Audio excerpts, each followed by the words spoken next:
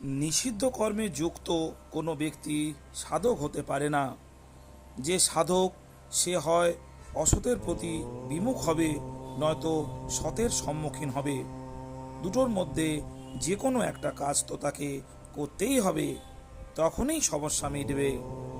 আমাকে ঈশ্বর লাভ করতেই হবে। সাধকের এই নিশ্চয়ের প্রতি দৃঢ়তা থাকা খুবই প্রয়োজন। সাধক কখনো নিজেকে ভোগী অথবা সংসারী ব্যক্তি বলে মনে করবে না। তার মধ্যে সদা এই জাগৃতি থাকবে যে আমি হলাম সাধক। জড়ের সঙ্গে সম্পর্কের যত বিচ্ছেদ হতে থাকবে, সাধকের মধ্যে ততই বৈশিষ্ট্য আসতে থাকবে। সাধক তাকেই বলা হয় যে সব সময় সাবধান থাকে। সাধকের ভাবা উচিত যে যদি তার দ্বারা কারো উপকার না হয়, কারো মঙ্গল না হয়, কারো সেবা না হয়, তাহলে তিনি কেমন সাধক?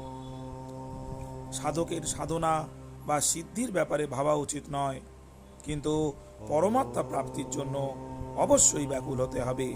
কারণ ভাবনা ভগবানের থেকে দূরে সরিয়ে দেয়, কিন্তু ব্যাকুলতা ঈশ্বর লাভে সহায়ক হয়।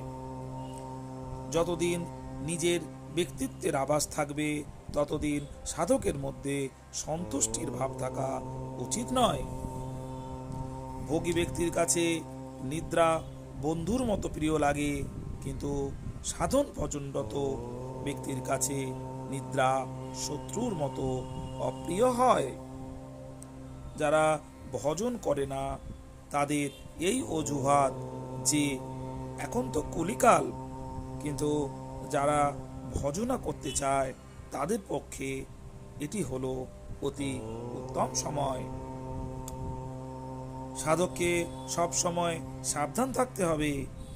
সাবধান থাকার তাৎপর্য হলো কারো থেকে কখনো কিছু না চাওয়া। যে সাধক হয় সে 24 ঘন্টা সাধনা করে। শ্রোতাজন, প্রকৃত সাধক হতে হবে, তবেই এই কলিযুগ থেকে মুক্তি পাওয়া যাবে। আর এই কলিযুগ থেকে আমাদের মুক্তি পেতেই হবে। ঈশ্বর ভজনা করুন।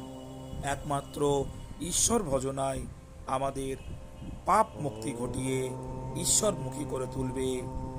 আর যদি আপনাদের এই কথাগুলো ভালো লেগে থাকে তবে অবশ্যই চ্যানেলটি সাবস্ক্রাইব করুন।